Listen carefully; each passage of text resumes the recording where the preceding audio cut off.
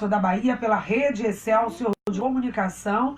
Para você que está em nossa sintonia, hoje o programa Saúde no Ar quer falar sobre a saúde dos olhos. E é um grande prazer receber aqui profissionais que estão realmente antenados, ligados a esse tema. E hoje nós queremos exatamente falar sobre esse assunto. De acordo com a Organização Mundial de Saúde, ouvinte, olha, até o ano de 2020... Estamos falando de algo bem próximo, né? 2020, o glaucoma deverá atingir 80 milhões de pessoas no mundo. A doença é considerada a maior causa de cegueira irreversível. Ou seja, é um problema de saúde pública, que acomete, infelizmente, muitas pessoas e que vai ter aí vários fatores determinantes. Entre eles, a questão do envelhecimento, e nós estamos falando num momento da vida em que as pessoas estão vivendo mais, né? A longevidade é um fator dos dias atuais. Agora, vivendo mais e melhor, com todas as suas funções básicas, entre elas a visão. Por isso a gente convidou aqui a médica Catarina Dias, ela é médica oftalmologista, especialista em glaucoma, córnea e cirurgia refrativa. Bem-vinda ao Saúde no Ar. Imagina, gente, obrigada. Eu que agradeço a oportunidade de estar aqui falando sobre um tema de extrema importância e outra, uma rotina muito grande, né, de consultório. Pois é, e a gente começou já falando, colocando também como enfoque, que glaucoma é um tema recorrente aqui no programa Saúde no Ar, devido inclusive à importância que tem esse assunto, porque prevenção, né, doutora, é sempre o melhor caminho. A gente fala aqui, olha, informação previne muito, porque às vezes as pessoas falam assim, mas estou preocupada com isso, não tem nenhum caso na minha família de glaucoma, por que eu vou preocupar? Minha visão é ótima e eu não tenho que me preocupar com isso.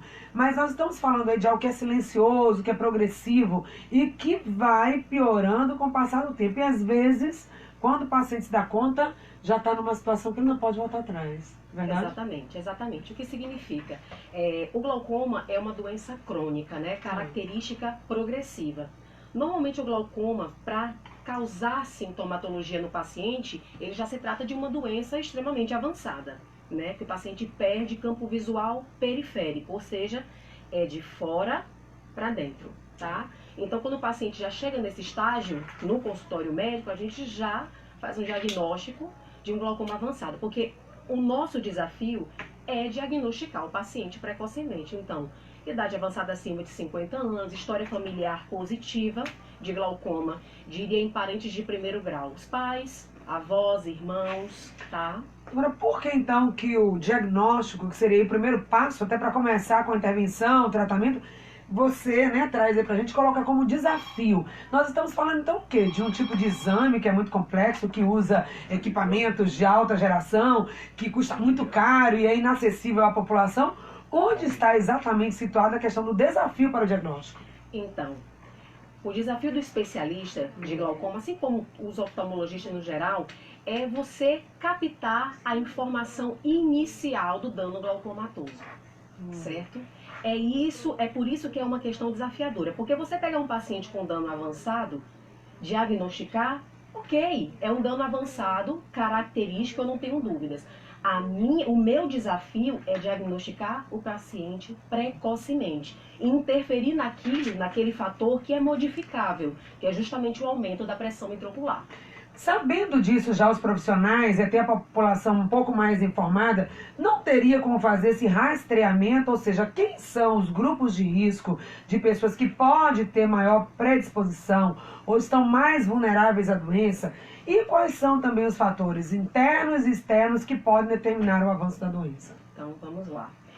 Fatores de risco. A gente divide em dois grupos, né? Que são os fatores de risco modificáveis e os não modificáveis. Quais são os fatores de risco não modificáveis? A genética do paciente. Glaucoma é uma doença poligênica, multifatorial, então eu não posso interferir na genética, certo? A questão racial, pacientes negros, tá? Tem uma prevalência maior na população de diagnóstico de glaucoma, comparado com asiáticos, dentre outros, tá certo? Outro fator de risco é a idade avançada, acima de 50 anos de idade, questões da anatomia ocular também, tá? Ou seja, existem inúmeros fatores demográficos, fatores relacionados a distúrbios de fluxo sanguíneo, que é uma das teorias do glaucoma. Agora, no que o médico pode interferir? É justamente o fator modificável, que é a pressão intraocular. Então tem alguns grupos, né, como você falou, questão genética, tem algum tipo também, aí, só para fechar esse assunto, de pessoas que dizem, olha, você, viu, tem que ficar mais atento, doença de base, sei lá, história familiar, até determinado tipo de profissional, que diga, olha, esse grupo aqui tem que ter uma atenção maior. Quem seria, doutora? Então, gente, fechando, paciente negro, com história familiar positiva, tá? Isso é importante, gente. Procure atendimento. Isso não é de regra que você tenha necessariamente um diagnóstico fechado de glaucoma, mas você consta num grupo de risco. Existem fatores e os fatores epidemiológicos são muito importantes para o diagnóstico. Então, existem muitos pacientes que nos procuram com pressões aumentadas, com história positiva, pacientes negros, que nós ajudamos fechando o diagnóstico mais precocemente. Ok, gente, então já viu que glaucoma é um assunto que interessa, comete muita população, mas a população idosa, negros, olha aí, nós estamos numa cidade, né, tem essa característica, uma população muito grande de negros, estamos já chegando aí no novembro, que é o novembro da consciência negra, vamos botar consciência também na saúde e considerar isso como fator. Mas vamos fazer só um break, doutora, por favor, me permita, porque nós estamos também fechando hoje, vim até de rosa para fechar o Outubro Rosa, mas para dizer o seguinte, o mês termina, mas a prevenção continua. E eu tenho o prazer também de dar um bom dia acolher aqui, ela que fez questão de dar um recado hoje, nesse último dia do mês de outubro, a doutora Ana Paula Noia Gato, que também já é aqui uma parceira do programa Saúde no Ar, e tem um recadinho a fazer, porque está terminando hoje o Check-up Rosa, doutora, bom dia. Bom dia, Patrícia. Como vai? Ótimo, muito bem. E então, hoje é Outubro Rosa, mas é importante chamar a atenção das mulheres que o mês termina, mas a prevenção continua, não é isso? Exatamente, Patrícia. Então, inicialmente, eu gostaria de agradecer a você, a todo o seu pessoal e a todas essas ouvintes maravilhosas, todas as mulheres que estão participando intensamente da campanha Outubro Rosa. Sim. Tem sido um mês maravilhoso. Temos realmente realizado diagnósticos de tumores bem no início, então isso é muito importante para todas as mulheres. Então, agradecimento é especial, tá, a você e essas ouvintes que realmente estão comparecendo para realizar o check-up rosa. E o meu recadinho de hoje é o seguinte, devido à grande solicitação de várias pacientes e várias ouvintes aí da Rádio Celso, nós vamos ainda continuar um pouquinho com o check-up rosa este mês. Apesar de ser o Novembro Azul, nós vamos também continuar um pouquinho ainda trabalhando com o check-up rosa. Que ótimo. E afinal de contas, Patrícia, aqui que eu coloco, a clínica da mulher Ana Paula Noia Gato, ela é rosa o ano inteiro. Então, não é somente no mês de outubro que nós temos que ter toda essa campanha, toda essa conscientização, mas é durante todo o ano. E convidamos os homens também a participar do Novembro Azul. Em breve eu vou aí para dar uma mensagenzinha, um recadinho também para todos os ouvintes masculinos. Obrigada, então, doutora. Que bom, né? Que mais consciência, mais informação e mais prevenção e mais saúde para as mulheres. Estamos aqui, sim, esperando aí a sua visita no próximo mês de novembro também para falarmos de outras questões, também fazer o alerta aí aos homens, porque as mulheres, muitas vezes, são elas também que vão lá, marcam a consulta dos seus maridos, estão também atentas mais à saúde. Obrigada. Eu falei, então, com a doutora Ana Paula Noia Gato. Tá? Um abraço, parabéns aí pelo trabalho. Deixando os telefones de contato, vamos passar aí pela nossa linha de transmissão, o call center 3237-2633, 3237-2633, está aí a boa notícia que continuou o check-up rosa um pouco mais, já avançando também no Novembro Azul.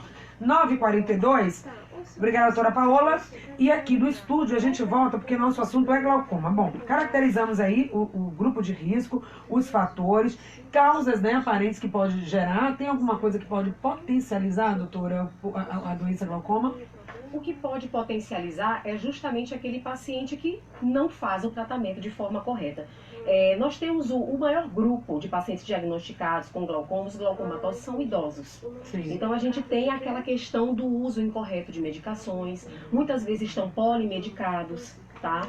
Então às vezes o uso irregular... Polimedicado por outras doenças, diabetes... Também. Exato, também. Polimedicados em relação a outras patologias de base também, e fora os colírios hipotensores, né? Então, é muita medicação para poder administrar, isso gera uma confusão, com certeza, no paciente.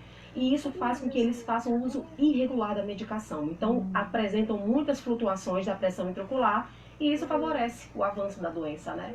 Favorece com certeza o avanço da doença, maiores achados de dano glaucomatoso, uma dificuldade maior de controle também. Então, em que medida esse fator, a pressão intraocular, é determinante para o glaucoma? Tem muita relação. Total. Né? O que significa isso? A pressão intraocular é uma forma de bombardeio, né, dessas células neuronais que formam a estrutura do disco óptico. Então, na medida que a pressão intraocular flutua, os estudos mais recentes mostram que a flutuação da pressão, picos associados com quedas, isso aí é um fator precipitador de dano de células neuronais, que favorece a perda de células nervosas, certo? Então, o fator pressão intraocular é um fator importante de controle. Apesar de nós termos outros tipos de glaucoma, né, que eu acho que é um tema super vasto realmente, mas focando no glaucoma em que a pressão intraocular é um fator precipitante, na verdade, que eu diria assim, é o fator importante no progresso da doença, a gente tem que focar nela, tem que baixar. Então, e esses picos, o que é que vai determinar? Já que estamos falando de extremos, né? Quando aumenta muito a pressão, baixa isso de forma abrupta, isso vai ter esse impacto. Então, como é que eu controlo isso? Isso é voluntário, isso é involuntário? Primeiro, qual seria a pressão adequada, ideal? Como que ela sai do prumo? E como que eu controlo isso? Então, os picos, hoje em dia a gente sabe que a flutuação, antes pensava assim, pressões altas o tempo todo, tá? Na verdade, os picos são importantes porque tem aquele bombardeio do nervo óptico associado com quedas bruscas, então isso gera um hipofluxo, uma diminuição de oxigenação, de fluxo na cabeça do nervo óptico, que passa a sofrer e a perder célula neuronal. Resumindo, essa é uma teoria muito usada para explicar o glaucoma. Existem inúmeras, essa é uma das, tá? Agora, o que a gente pode interferir aí usando o hipotensor? Baixando a pressão intraocular, mantendo aquela estabilidade, a gente busca uma pressão-alvo para cada paciente. Gente, não existe número mágico. Ou seja, o padrão, olha, tem que ser essa pressão, aquela 12/8 que a gente mede na outra pressão, ainda falando, a arterial não se aplica. Não se aplica. Cada nervo óptico tem uma pressão intraocular ideal, que é calculado, isso é calculado. A gente faz um cálculo de uma pressão intraocular média do paciente, aquela que tem que ser mantida para que não ocorra a progressão da doença. Então, cada nervo óptico tem a sua pressão intraocular. Existem, claro, alguns estudos que selecionam algumas pressões intraoculares, mas isso é só para poder facilitar o entendimento. Mas, assim, na prática diária, prática médica mesmo, não existe um número mágico. Tá? Então, por isso que tem que ser examinado por médico, oftalmologista, para poder fechar diagnóstico, para atingir essa pressão-alvo. Bom, então cada caso é um caso, cada pessoa é uma pessoa, então é importante que cada um vá cuidando aí da sua questão da pressão intraocular e controlando isso como medida preventiva para outros problemas de saúde mais graves, inclusive para a perda da visão. Eu não estou fazendo aqui um alarme, eu estou fazendo uma alerta. É real, ou seja, o glaucoma realmente vai fechando, a gente até viu de forma curiosa aqui, eu fiquei curiosa, como é que é a visão de quem tem glaucoma? Vai fechando o campo, né, doutora, e a pessoa vai vendo aquela visão de tubo. Ou seja, ela vai fechando o campo, vai deixando de ver menos até o momento em que ela não vai enxergar mais. Exato. É verdade. Para chegar nesse estágio, nesse ponto, já é um dano glaucomatoso considerado avançado. Como a gente vê isso aí? No campo visual, que é um exame da rotina, né, da propedêutica do glaucoma, em que a gente avalia se o paciente já tem um dano de campo visual estabelecido, certo? Então, o paciente que já apresenta um dano no campo visual significa que cerca de 30% a 50% daquela camada de células, né, de fibras nervosas já foram acometidas. Então, o paciente, para ter alteração glaucomatosa no campo, é porque o dano já é considerado importante. Então isso já veio de um tempo. E ele percebe, o ouvinte gosta muito de sintomas. Ai, doutora, me diga aí, como é que é aquela coisa, né? Fazer trabalho de prevenção, às vezes é mais difícil, mas para aparecer o sintoma, a doença se manifesta e corre para o médico. Vamos tentar resolver, às vezes não dá tempo, ou não é mais difícil, vai ser mais demorado, às vezes o custo mais alto. Então melhor é no início. Melhor ainda é prevenir. Mas ou então já tratar no início. Então, com relação ao glaucoma, tem alguns sinais antes até da pressão ocular, tem algum sinal que mostra alguma evidência de que alguma coisa não está legal, que chama a atenção do paciente? É nisso aí que é complicado. Fica o quê? Então, existem alguns tipos de glaucoma, tá, que existem inúmeros aí, que o paciente apresenta alguns sintomas e sinais, certo? Só que o glaucoma, de uma forma geral, que a gente está comentando, né, de forma mais global, para poder facilitar o entendimento, não é uma doença causadora de sintomas. Então, silenciosa, aquela que está ali prejudicando sua visão. Perfeito. Você não está sentindo nada, então tudo aparentemente tranquilo. O paciente que já apresenta uma sintomatologia, ou seja, uma marcha mais dificultada, é o paciente que está esbarrando nos objetos dentro de casa, tropeçando com facilidade, as quedas, né? Isso no idoso é um fator preocupante. Isso tudo já é ocasionado por um dano glaucomatoso muitas vezes avançado. E às vezes esse paciente ou a família associa que essas quedas, está se batendo, tem a ver com a visão e leva lá, vamos ver aqui a visão dele ou não, associa outras coisas. Pode associar, às vezes até né? demência. Exato. Às vezes o paciente idoso, existe polimedicamento, assim, o uso de muitos medicamentos aí, doenças de base, diabético, hipertenso, às vezes uma labirintite associada, então tem alterações de equilíbrio, muitas vezes alterações de marcha. Só que a visão, muitas vezes, não é colocada assim, naquele pódio ali, né? Na prioridade, lá no ranking da lista, tem isso para resolver visão. O açúcar tá ruim, o colesterol tá aumentado, ou seja, às vezes não associa realmente, gente, porque antigamente as pessoas não tinham esse hábito. Eu escuto muito isso no consultório. Doutor, eu não sei, eu desconheço história familiar de glaucoma. Por quê? Eu tive minha avó que morreu cega, mas eu não sei por quê. Muitas vezes eles desconhecem a causa e vai ver que já existe essa predisposição aí por uma história familiar positiva que eles não sabem. Pois é. Tá? E às vezes essa história familiar lá de gerações e não tem esse histórico. E aí a questão lá do diagnóstico, e lá no teste, a gente pensa assim, né? Para algumas doenças, o teste do pezinho foi muito bem difundido, depois o teste da orelhinha, existe também o teste do olhinho. Mas nesse caso, não vai. Talvez sim ou não. Não, tá? O teste do olhinho é importante no diagnóstico de retinopatia da prematuridade, tumores intraoculares, por exemplo, o retinoblastoma. Existem também um tipo de glaucoma, que é o glaucoma congênito, que fora as alterações no fundo de olho, tem alterações também na parte, jogando um pouco para a área da oftalmologia assim, específica, a parte desse segmento mais anterior. Existem outras coisas associadas, mas infelizmente o teste do olhinho assim não é esse foco. Tá? Então, e o exame, a consulta, assim, aquela mais regular, né? Uma vez ao ano, e o oftalmologista, essa precisa colocar aí na pauta do dia, seria um fator de prevenção? Seria sim. A gente tem que alertar o paciente que o médico oftalmologista é o médico que vai avaliar a sua visão, é uma sequência, a sua visão, toda a parte anterior do olho e a parte posterior, que é com a fundoscopia. Os pacientes que a gente avalia, história familiar positiva, é um paciente com a questão racial, que a gente entra num grupo de risco, são pontinhos que a gente vai somando para poder fechar critério, certo? Você enquadra esse paciente, lógico que você vai antecipar essa rotina de avaliação. Ah, quero te ver a cada 3 meses, a cada 6 meses, vamos reavaliar a pressão intraocular, então a gente acompanha de forma bem próxima mesmo esse paciente. Os pacientes que não entram em grupo de risco, o fundo de olho não é nada muito suspeito, pressões intraoculares adequadas para aquele nervo óptico, eu posso estender o atendimento para cada ano, mas oftalmologista não é apenas a questão do óculos. Olha, vou no médico oftalmologista para passar um óculos para mim, eles falam assim, né? Os ouvintes, gente, olha, não é bem isso não, tá? Olha, agora eu vou abrir aqui para as perguntas dos ouvintes que estão chegando e você também pode participar pelo 3328-7666, entrevista muito interessante, esclarecedora, para que você literalmente abra os olhos lá aqui, a partir da escuta desse programa.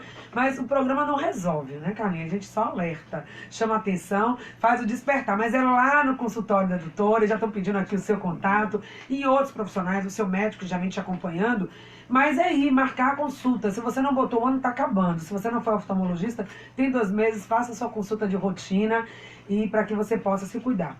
E aí, ouvinte aqui que não se identificou, ela está dizendo, hoje eu estou viajando. Se puder, envie o áudio, porque estou precisando urgentemente de um oftalmologista.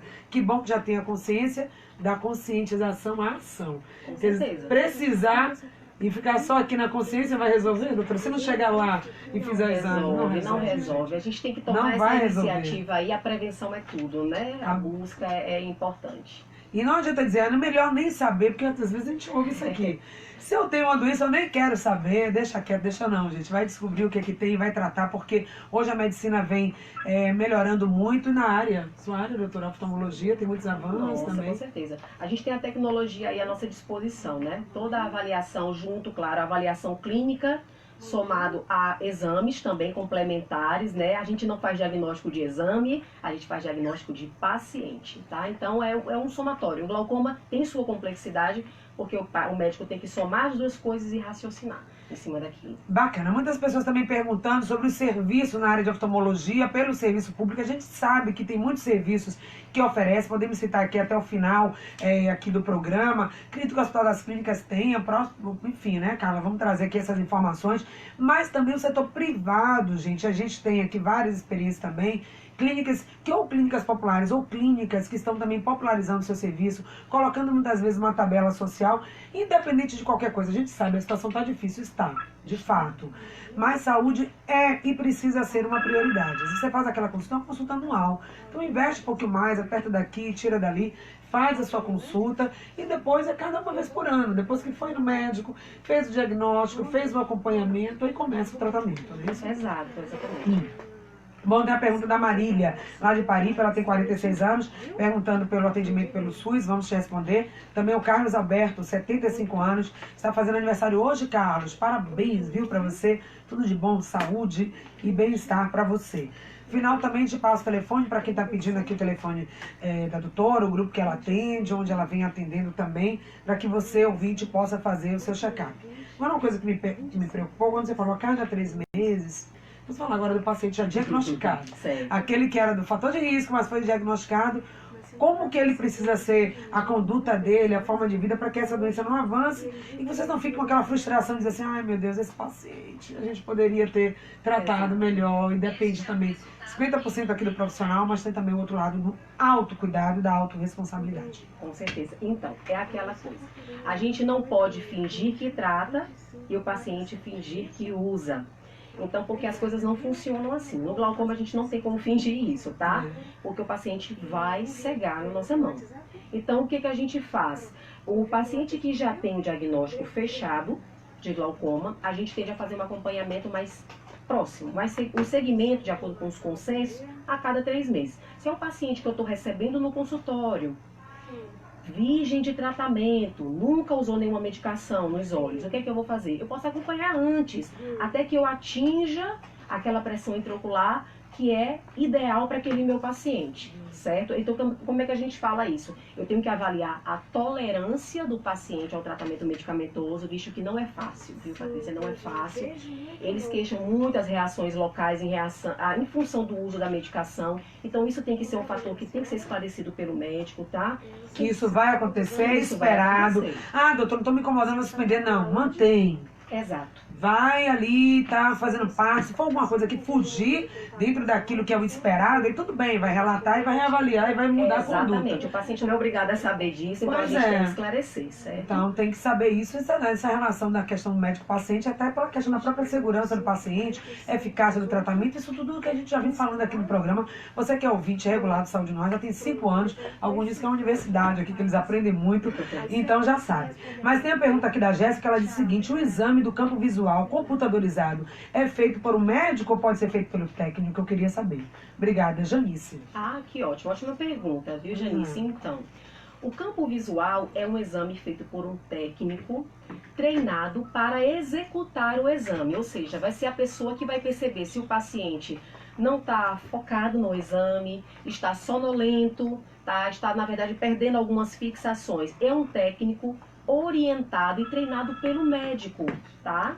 Então, é uma pessoa extremamente capacitada para executar o exame. Agora, o laudo do exame é médico, tá? Ou seja, o exame, a execução do exame, a orientação do paciente na frente daquela maquininha ali é feita por técnicos, por pessoas capacitadas e treinadas para quê? Para fazer aquele procedimento. O resultado daquele exame vai para o meu consultório, e a gente lauda aquele exame, certo? Ou seja, quem dá o diagnóstico de dano ou não do glaucoma é o médico. Ou seja, não adianta ir lá no seu plano de saúde, no SUS ou no particular, fez o exame, depois pegou o resultado e guardou.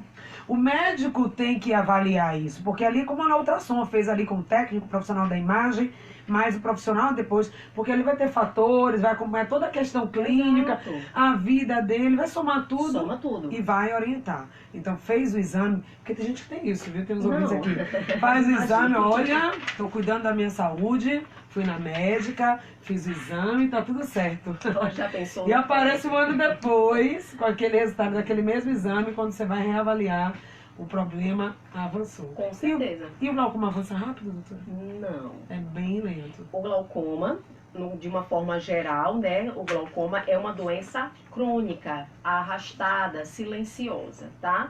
Quando o glaucoma vem, como a gente já colocou anteriormente, a causar sintoma, é um glaucoma considerado já avançado. Bom, só vou fechar aqui com uma pergunta da Elza e já deixar a imagem para uma próxima entrevista. Quer saber se assistir televisão desde muito cedo, é isso? Pode causar o glaucoma. Enfim. Não, gente, não, fique Não. tranquila. Pode assistir sua televisão, pode É fazer porque ela sua fala, na verdade, leitura. desculpa, o neto dela que assiste televisão desde os 5 anos, 5 meses. Televisão não é problema, o problema é o tablet, o celular, outro assunto pra gente falar aqui. É um outro assunto, é a utilização justamente de telas de forma muito precoce. Então, isso é um tema debatido pela Sociedade Brasileira de Pediatria, Colégio Americano de Pediatria também. Então, é um tema extremamente importante, atual, super atual, né? Porque a gente, querendo ou não, a gente vive num mundo em que nós somos inseridos nessa tecnologia. Então, vale a pena. É um outro tema amplo, viu? Já tá aí De feito o discussão. convite, né? Para que o grupo possa estar aqui de novo com a gente participando. Só para fechar, a gente sempre encerra o programa com uma perspectiva positiva. A gente alerta, chama atenção, mas no final, prevenção, doutora, o que eu posso fazer hoje para garantir a minha saúde ocular? Ouvinte, né? De Exato. modo geral. Ou seja, você já disse tudo, Patrícia, é prevenir.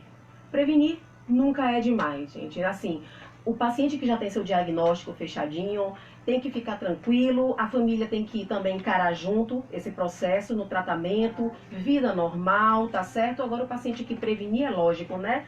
A gente tem como fazer diagnóstico precoce e o paciente mantendo aí sua visão tranquila, seu dia a dia, sua independência, de forma normal. Com certeza. Vou deixar aqui a pergunta do ouvinte que fez aqui rapidamente. Ele aumentou a pressão ocular pelo uso de corticoide para tratar outra doença.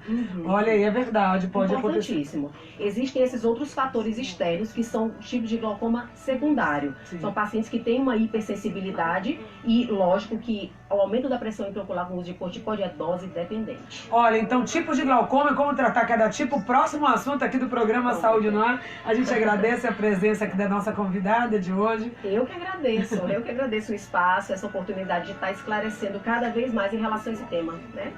Obrigada. Então, gente, o programa de hoje fica por aqui. Amanhã, já antecipando o dia 2, dia de finados, vamos estar aqui com uma tanatologista, uma médica especialista em morte. Você sabia? Não, então acompanhe o programa de amanhã. Até lá.